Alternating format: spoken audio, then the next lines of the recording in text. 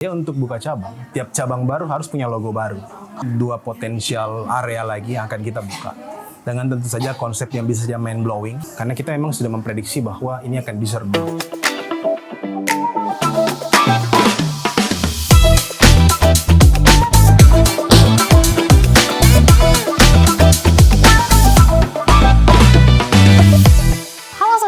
Lagi di program Join Talk, dan spesial kali ini kita udah ada di salah satu kafe yang tentunya viral banget di Kota Makassar, dan ini dia Brut Library. Buat kamu yang suka baca buku, Brut Library adalah tempat yang pas. Vibes-nya tenang, nyaman, dan kamu bisa pilih sitting spot sesuai mood. Cocok untuk WFC, quality time, atau sekedar self-healing sambil ngopi dan menikmati buku favorit. Menu makanannya juga lengkap loh, dari pastry sampai main course. Jadi nggak perlu buru-buru pindah tempat. Nah, di episode Join Talk kali ini, kita bakal ngobrol santai dan kenalan lebih dekat dengan Cafe Brut. Tentang ceritanya, konsepnya, dan apa yang bikin tempat ini jadi beda. Penasaran? Yuk tonton sampai habis. Kalau saya kan melihat dari sisi kebutuhan lingkungan sekitar sini ya, gitu ya, bahwa banyak memang kafe, kan banyak F&B yang buka, gitu ya. Tapi saya belum melihat tempat yang sekaligus nyaman buat enak buat makan dan nyaman buat belajar. Itu memang sepertinya Makassar bagian sini sekitar kampus ya, kampus UNAS. Gitu. Jadi itu belum ada. Sebelum berpartner dengan Brut, sebenarnya saya punya banyak kontak lah. Saya kontak A, B, C, kemudian franchise A, franchise B, franchise C, bahkan ada franchise yang sangat hype saat ini. Tapi saya tidak melihat satu kesesuaian ide, ya kan. Yang kedua tentu saja dari sisi konsep nggak dapat juga, gitu ya. Yang ketiga dari sisi bisnisnya, kafe akademik, ya gitu kan. Kalau saya punya waktu itu ya memang benar-benar untuk orang belajar, gitu kan. Akhirnya pas ketemu beliau, Pak Syam, ternyata beliau juga nge-share ide yang sama. Tentu saja kalau kita bicara bisnis pasti kita pengen growing ya, pastilah itu. Ya alhamdulillahnya responnya bagus, gitu ya. Responnya bagus di luar, bahkan di luar ekspektasi kita sebenarnya, gitu. Di sini ada mahasiswa, ada dokter-dokter yang belajar, kan ada dokter sendiri, ada mahasiswa di UNAS yang begitu banyak. Saya cukup optimis ya dengan kerjasama dengan Brut ini, gitu kan, bisa menyajikan tempat belajar yang nyaman dan tempat makan yang enak. Dengan adanya Brut Library ini menjadi alternatif tempat buat belajar dan sekaligus makan yang enak. Kan Makassar kan kota enak ya, kota kuliner enak ya, Pak Dhani canangkan itu. Dan mudah-mudahan Brut Library itu bisa menjadi satu alternatif, gitu ya, tempat untuk belajar dan tempat untuk makan yang nyaman. Ya. Nah Sobi, tadi kita udah mendengarkan insight seputar gimana sih perkembangan bisnis dari Brut Cafe bersama dengan Pak Arif selaku co-founder dari Brut Cafe. Nah sekarang kita udah ketemu nih ya bersama dengan salah satu sosok juga yang tentunya berhasil mengembangkan bisnis Brut Cafe. Dan ini kita udah bersama dengan Pak Syam Surya Syam ya. Selamat siang Pak. Selamat siang Mbak Nisa. Sebelumnya terima kasih banyak Sobi ya. sekalian. Sebelumnya terima kasih banyak udah menyambut kami. Spesial hari ini kita udah ada di Brut Library ya. Dan kita hari ini pengen kulik banyak nih Kak, Pak, sebelumnya terkait dengan gimana sih bisnis dari Brut Cafe, terus juga sekarang udah ada 3 cabang ya. Dan kita udah berada di cabang ketiganya.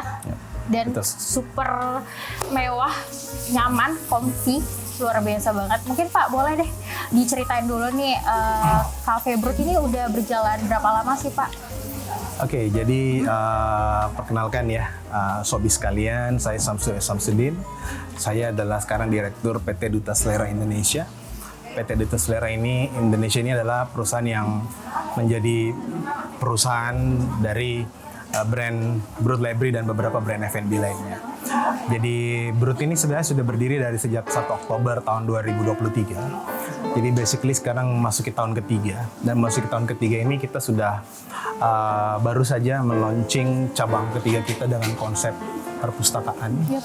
Yang pertama itu Brut Bakery, konsep toko roti sederhana di Jalan Pontoramba di Landak sana.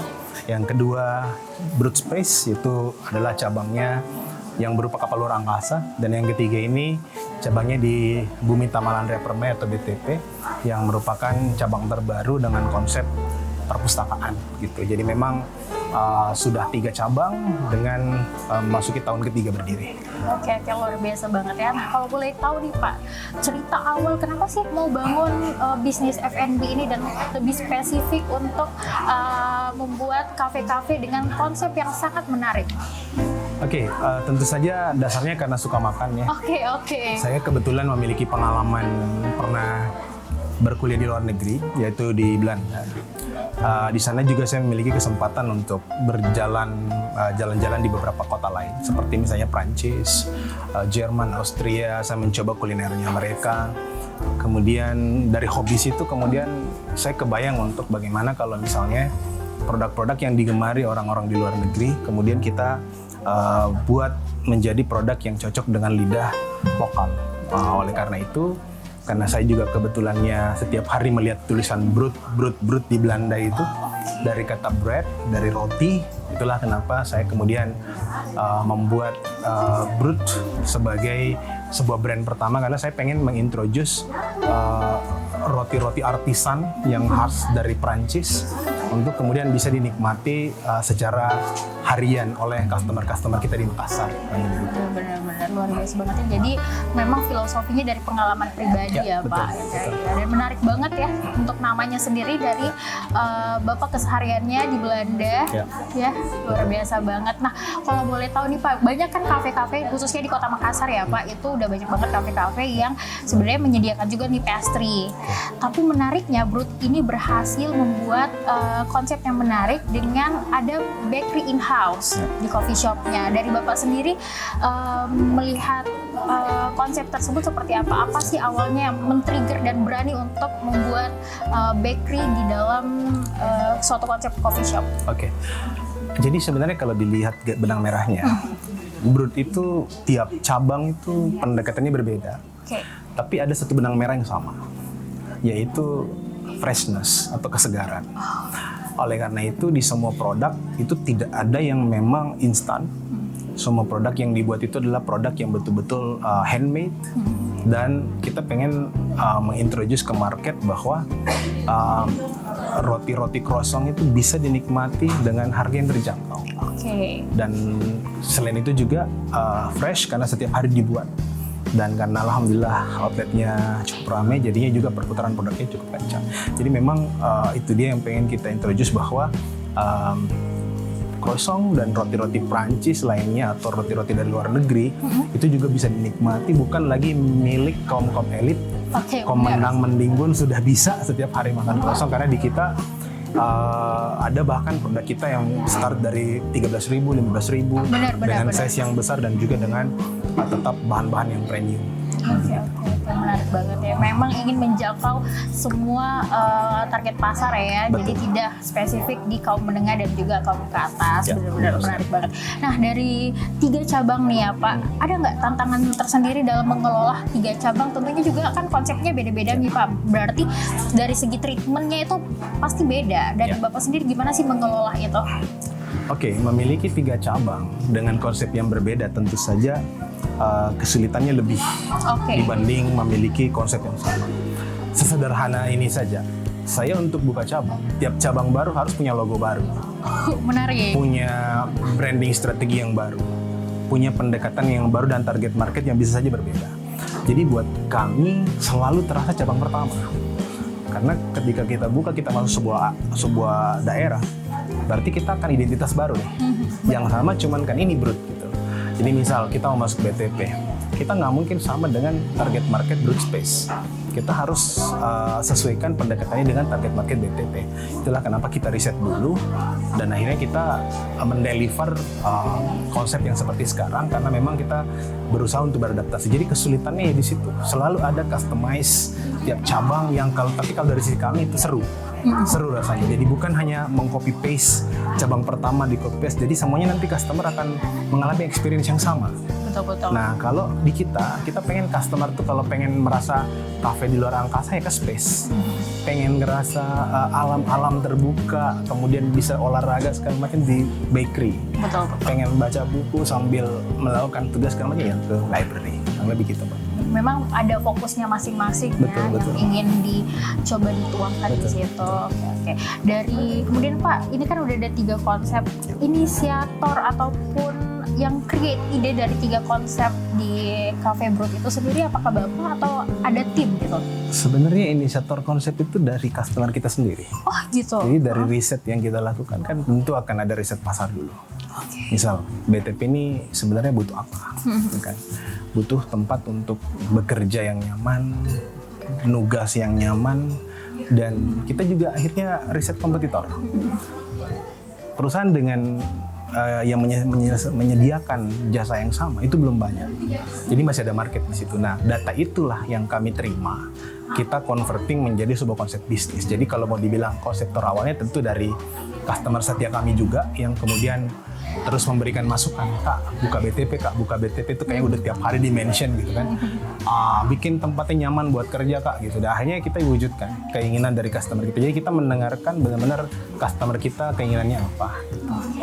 Oke, dan fokus di cabang ketiga ini ya Pak, karena mendengar nih banyak kebutuhan dan banyak yang respon dari para customer ya yang pengen buka di daerah BTP. Kenapa mengambil konsep perpustakaan dan ada unsur-unsur ini juga ya Pak, Harry Potter gitu ya? Itu kenapa gitu Pak? Saya biasanya tipikal orang yang suka berfantasi ya, imajinatif lah. Jadi pertama saya juga suka buku. Saya punya banyak koleksi buku di rumah yang tempatnya juga sudah tidak muat. Yang pertama minimal kalau saya buka perpustakaan, buku-buku saya tidak dinikmati oleh saya sendiri.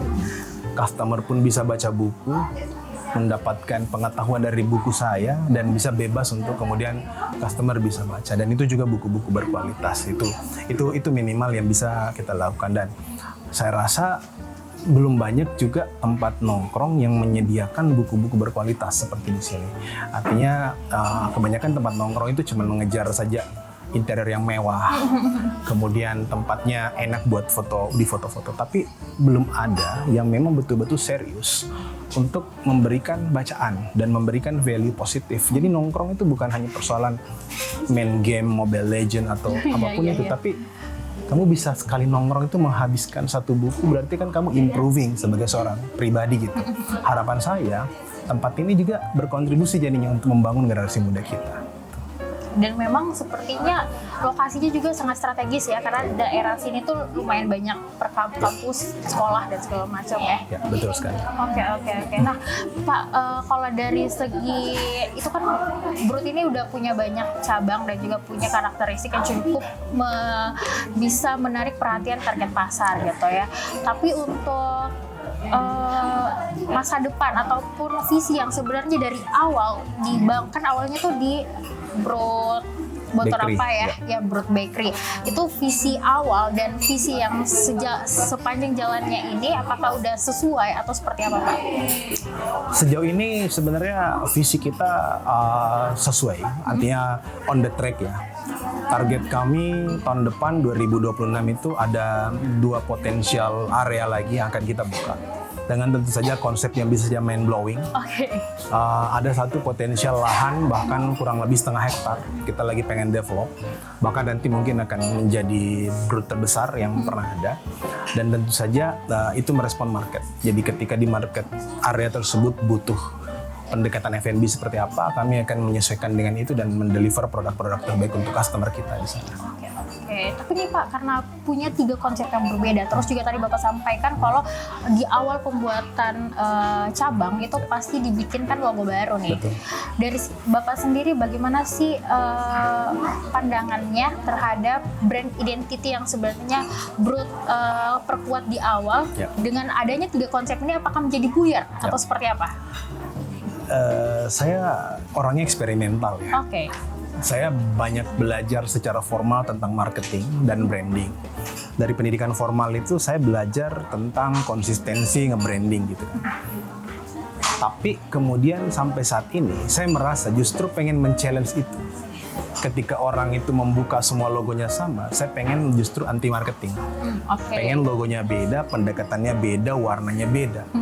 Karena menurut saya itu mungkin tingkat kesulitannya lebih. Dengan tingkat kesulitan lebih, saya lebih bertumbuh sebagai seorang pebisnis. Jadi pada dasarnya ini sebenarnya personally, ini adalah challenge untuk saya dan tim bagaimana mewujudkan branding yang tetap bisa diterima oleh market. Meskipun visualnya beda, pengalamannya beda, bahkan produknya pun berbeda. Itu yang kemudian pengen saya hadirkan di sini. Makanya konsepnya seperti itu bagi banyak orang tidak lazim, tapi buat saya adalah ini sebuah tantangan yang menarik. Oke. Tadi sempat di-mention juga nih Pak, produknya juga ada yang berbeda ya. Sejauh ini dari 3 cabang itu memang produknya ada yang berbeda Pak. Betul. Seperti apa kalau yang fokus di Botoramba, kemudian juga yang di Brut Bakery ya, terus juga yang di Brut Space dan yang di sini ya. Kalau dari segi menu gitu. Ya. Produk itu tentu menyesuaikan dengan market. Market butuh apa, kita hadirkan produknya.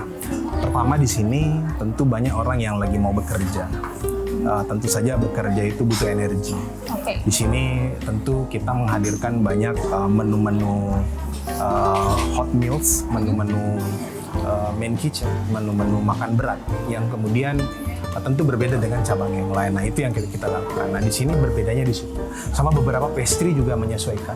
Dan kita juga nanti akan develop menu-menu baru seperti salt bread atau pizza yang sebelumnya tidak pernah ada di cabang lain. Nah, itu termasuk yang unik adalah kita bahkan mendevelop teh khusus untuk ini. Namanya teh teman buku. Wow, nah, menarik.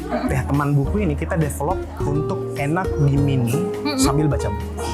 Saking personalisasi. Jadi kita minta ahli teh untuk kemudian melewati melakukan itu. Oke. Memang untuk saat ini fokusnya lagi di Brut Library ya. Lagi ada proses pengembangan ya. Oke. Dan kalau boleh tahu Pak, ini Brut Library bukanya kapan? Openingnya tanggal 22 November 2025. Masih baru ya? Jalan baru. Sekitar kurang lebih 2 minggu lah. Oke.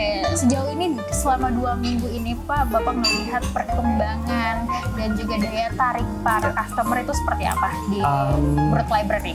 Terus terang cukup kaget ya, karena biasanya tempat baru itu butuh awareness ya, butuh orang kenal dulu, orang senang dulu baru mulai berdatangan. Tapi saat ini kita dari soft opening itu sudah tidak mampu menampung banyaknya customer yang mau masuk, karena memang seating capacity kita juga yang disediakan ternyata tidak cukup mampu mengakomodasi semua. Betul.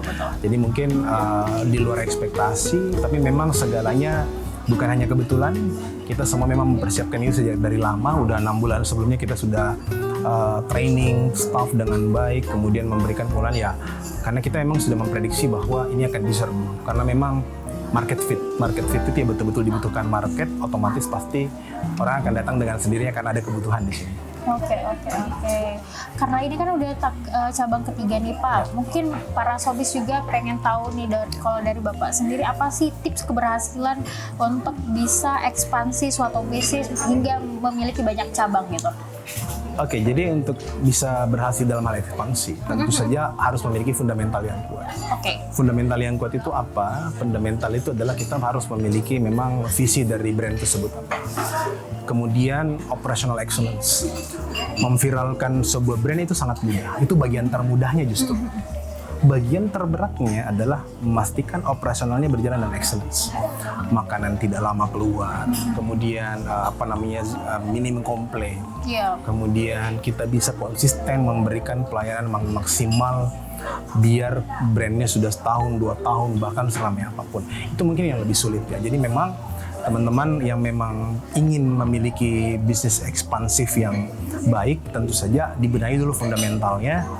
tentu saja dengan treatment-treatment khusus seperti training yang ketat, kemudian seperti perencanaan yang baik, pengelolaan keuangan yang baik, marketing, itu adalah fundamentalnya. Kalau sudah kuat di situ, saya rasa mau buka berapapun, saya rasa bukan lagi persoalan, karena memang sudah sesuatu yang dilakukan berulang dengan fundamental yang sudah cukup kuat, gitu Mbak Nisa. Berarti emang bukan hanya fokus dari konsep yang ingin dibangun, tapi memang dari segi operasionalnya ya Pak. Betul sekali. Kalau di Brut ini sendiri dari segi tim-tim yang melakukan operasional di kafe, apakah ada pelatihan ke apa yang secara berkala dilakukan atau seperti apa?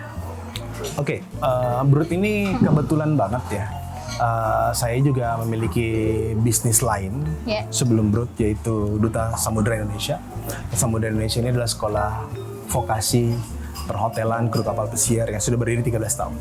Kita punya banyak sekali alumni yang bisa saja ditempatkan untuk bekerja di bisnis kita yang lain. Oleh karena itu memang secara fundamental kita punya sumber daya manusia yang cukup banyak dan memang sudah menghadapi sampai level-level tertinggi di dunia kerja internasional. Gitu. Jadi karena itu buat kami bukan lagi persoalan di SDM, karena memang kita sumbernya kita punya sendiri. Gitu. Oke. Memang pengelolaan dari SDM-nya juga benar-benar diperketat ya Pak. Betul sekali. Luar biasa banget. Nah, mungkin Pak Di, dari Bapak sendiri harapan dari brand Brut ini sendiri ke depannya seperti apa? Harapannya sih, karena Brut ini saya lihat sebagai sebuah legacy ya. Ini adalah sebuah warisan. Ini sebuah hal yang harus terus ada. Saya berharap Brut ini bukan hanya sesaat saja. Betul. Ini bisa kemudian setiap saat konsisten memberikan kesegaran-kesegaran kepada brudi sekalian. Dan tentu kita berharap ya kalau bisa sih bisa masih tetap eksis H-1 sebelum kiamat ya. Amin, karena kalau sudah mau kiamat kan ya. kita pasti beres-beres ya. Dan kalau memang bisa survive sampai lama dan itu menjadi sebuah legacy, semua orang mengingat suatu saat bahwa ada sebuah brand berdiri dari Kota Makassar, sebuah brand lokal yang banyak membawa kearifan-kearifan lokal dan kemudian diterima juga oleh market, dan kami ingin kemudian itu menggoreskan pena lah untuk karya F&B di Kota Makassar gitu. Luar biasa banget ya, dan semoga harapannya bisa tercapai ya. Amin. Dan mungkin itulah ya Pak, ngobrol-ngobrolnya udah cukup banyak ya insight yang kita dapat bersama dengan Pak Syam selaku owner dari Brut Cafe ya. Dan luar biasa banget buat para sobis yang pengen mampir ya di outlet Brut ini. Ada di mana aja Pak, boleh disampaikan? Yang pertama ada di Jalan Bontoramba nomor 6 di dekat kantor PLN di situ ya. Kemudian yang kedua ada di Jalan Mongin Sidi depan SD Mongin Sidi dekat Hotel Hyatt. Dan yang ini di Bumi Tamalan Raya Permai Blok M. Oke, dan itu dari 3 cabang itu punya konsep yang berbeda-beda. Jadi tergantung mood kalian mau kemana ya. Kalau lagi pengen belajar boleh di Brut Library. Kalau lagi pengen yang santai ya Pak, boleh di yang Brut Bakery. Nah, luar biasa banget ya. Dan semoga obrolan kita ini bisa banyak memberikan inspirasi buat para sobis yang ada di rumah. Dan semoga kita doakan ya Cafe Brut ini bisa terus eksis, bisa makin lancar bisnisnya. Dan mungkin sekian ya Pak untuk obrolan kita. Mungkin ada yang mau disampaikan para sobis? Para sobis sekalian, mungkin saya ingin sampaikan bahwa apapun yang kalian kerjakan, apapun mimpi kalian, bekerja keraslah karena tidak ada kesuksesan yang didapatkan dari kesenang-senangan. Oke, luar biasa banget. Mungkin itu aja ya sobis untuk obrolan kita di Join Talk kali ini, dan semoga di next episode kita akan ngobrol-ngobrol seru lagi bersama dengan para business owner di sektor yang lebih menarik lagi. Dan tentunya sekian untuk hari ini dan sampai jumpa. Sampai jumpa.